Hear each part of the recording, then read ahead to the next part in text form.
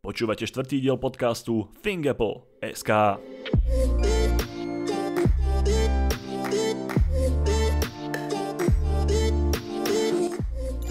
Moje meno je Dominik Kozmály a sprevádzam vás každý týždeň tými najhorúcejšími novinkami zo sveta Apple. Vítajte pri štvrtom vydaní, v ktorom sa pozrieme na zúbok dvom podvodom, na pripravovaný iPhone 11, jeho menšieho bračika iPhone SE 2 a Indiu, ktorá prevezme žezlo od najväčšieho výrobcu iPhoneov. Vtípky zo zrušenej bezdrôtovej nabíjačky AirPower. Pamätáte si ešte na zrušenú bezdrôtovú nabíjačku AirPower, o ktorej sme si rozprávali v minulotýždňovom podcaste? Po jej oficiálnom rozlúčení na seba vtipné reakcie internetu nenechali dlho čakať. Tie najlepšie vám dávame do popisu podcastu. U nás v redakcii rozhodne vyhral Tim Cook a la Yoda zo Star Wars. Ktorá bude tá vaša? Slovenská polícia zaznamenala rozposielanie podvodných e-mailov majiteľom Apple zariadení. Pokiaľ používate akékoľvek Apple zariadenie, mali by ste zbystriť pozornosť.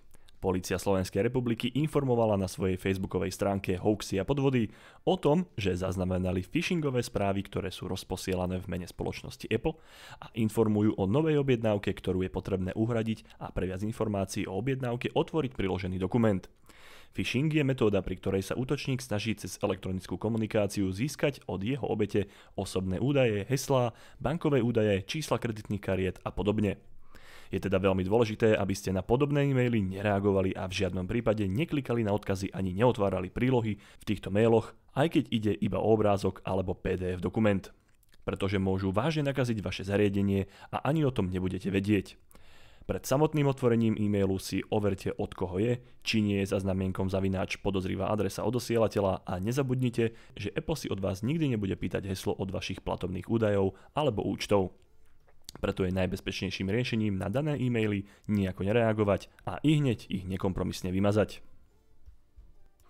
Nie, oni to vážne urobili. iPhone 11 bude vyzerať, ako keby mal miesto fotoaparátov monokel. Jednému zo zamestnancov Foxconu, továrne vyrábajúce zariadenia od Apple, sa podarilo ukradnúť hliníkovú dosku z zadnej strany najnovšieho iPhone 11. Tá nám svojím tvarom a výrezmi veľmi napovedá, ako bude vyzerať zadné telo iPhone 11, predstaveného túto jeseň. V strede sa na nej nachádza najväčší výrez pre cievku na bezdrôtové nabíjanie, ktoré by malo podporovať aj reverzné bezdrôtové nabíjanie iných zariadení, ako sme sa dozvedeli v minulotýždňovom podcaste. Lenže na danej hliníkovej doske sa nachádzajú ešte ďalšie diery, a to v oblasti fotoaparátu, kde sa ich nachádza rovno 5. 3 okrúhle v netradičnom trojuholníkovom tvare a 2 štvorcové nad nimi. Toto rozloženie nám tak potvrdzuje uniknutý dizajn z zadnej strany najnovšieho iPhoneu, ktorý bude vďaka obrovskému vystupujúcemu štvorcu vľavo hore vyzerať, ako by mal monokel. Apple sa tak uberá cestou konkurencie a umiestňuje do svojich zariadení stále viac fotoaparátov. Sami sme zvedaví, kde sa tento počet zastaví, ale tak, mali sme možnosť vidieť už aj telefón so 16 fotoaparátmi, takže keď sa to tak vezme, 3 nie je až také hrozné číslo. Samozrejme, vieme, že dizajn je bez názoru a preto predpokladaný dizajn nového fotoaparátu v najnovšom iPhone 11 posúďte sami. Link na obrázok nájdete už tradične v popise podcastu. iPhone 11 s väčšou batériou. Pri najnovšom iPhone s predpokladaným číslovaním 11 ešte zostaneme. Istotne ste si po predchádzajúcej správe vraveli, počkať, ako môže môj iPhone ešte nabíjať nejaké iné zariadenie, keď mi veľakrát nevydrží baterka ani deň? Skade zoberie ten iPhone šťavu pre ostatných, keď sám pre seba má málo? Nebojte sa, Apple myslelo aj na tento prípad. Podľa známeho analytika Ming-Chi Kuo sa má do nových iPhoneov dostať až o 25% väčšia batéria práve kvôli tomu, aby bol iPhone schopný nabíjať bezdrôtovo cez nabíjaciu cievku na chrbte aj iné zariadenia.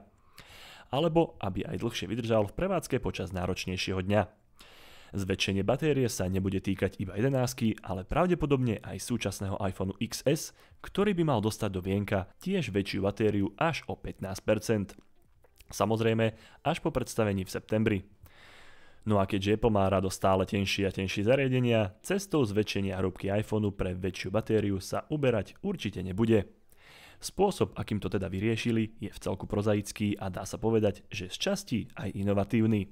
Kapacitu batérie totiž nenafúknete iba tak. Potrebujete jej urobiť miesto. To Apple našlo v displeji. Jednoducho použije tenší OLED displej, pričom si samotné telo telefónu zachová svoju pôvodnú hrúbku, ale s väčšou batériou vo vnútri. Palec hore Apple. iPhone SE 2 sa stane realitou. Keď už sme sa tak rozbehli o nových iPhonech, presuňme sa aj na ich najmenšieho bračeka iPhone SE, ktorý zaznamenal na nejednom trhu veľký úspech. Teraz sa podľa portálu DigiTimes môžeme tešiť na jeho druhú verziu. Poznámka autora, možno aj to je dôvodom, prečo sa Apple rozhodol opäť spustiť predaje súčasného modelu. Veľkosť tela nového iPhoneu SE 2 by mala ostať nezmenená, ale kvôli zlepšenej technológii by sme si mali užiť až 5,42 palcový OLED displej. Čo je fajn, keď uvážime, že v totožnom tele sa momentálne nachádza iba 4-palcový LCD displej. Uvádzacia cena by mala byť takisto priaznivá ako za súčasný iPhone SE. Očakávame preto cenu od 399 €. Stane sa iPhone SE 2 takým istým bestsellerom ako jeho starší predchodca? Je to viac ako možné, pretože stále existuje početná skupina ľudí aj na našom území vyhľadávajúca mobily menších rozmerov. Viac o pripravovanom iPhone SE sa dozviete v našom článku na našom portáli thinkapple.sk, odkaz naň nájdete v popise tohto podcastu. Miesto Made in China, Made in India.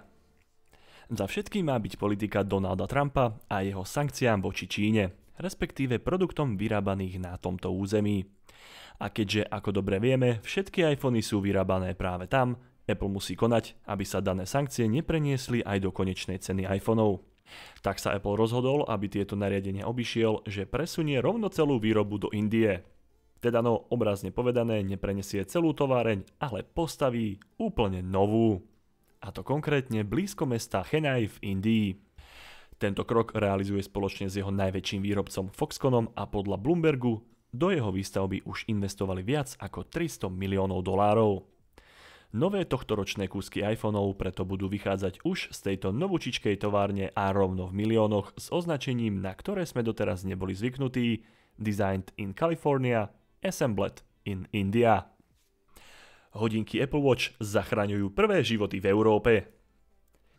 Neprešiel ani týždeň od sprístupnenia EKG v hodinkách Apple Watch pre pilotnú časť európskeho trhu a už zachránili prvý život v Nemecku. Snímač EKG v hodinkách pomohol odhaliť neobvyklé správanie v srdcovom rytme ich majiteľa, ktorý sa na základe toho rozhodol vyhľadať profesionálnu pomoc u lekára.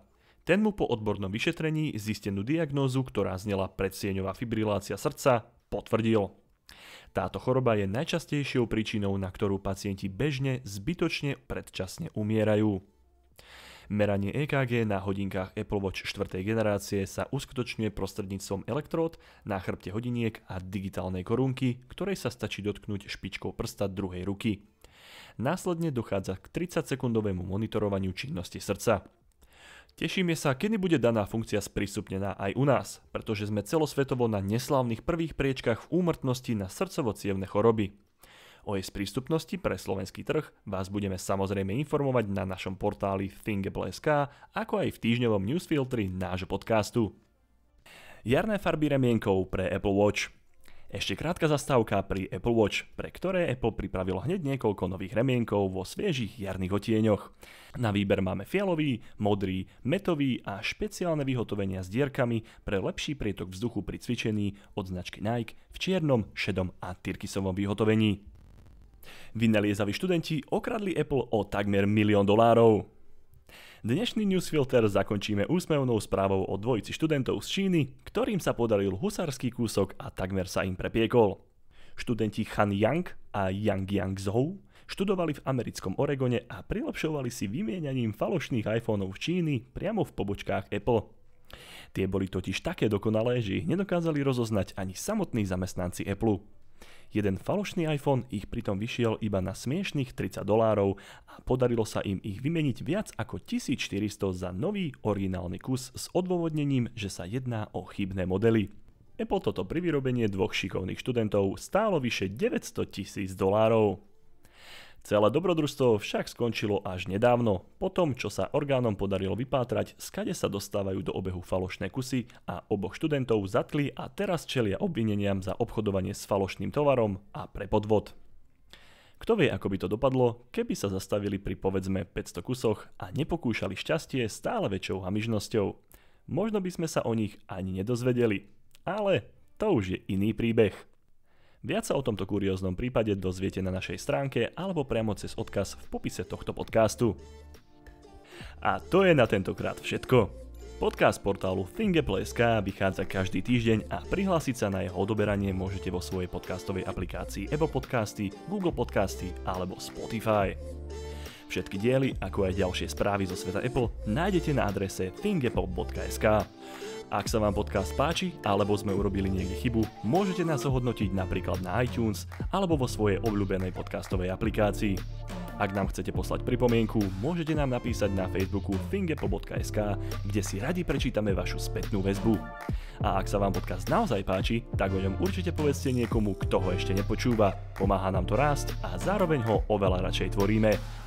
Moje meno je Dominik Kozmály a ďakujem vám za počúvanie.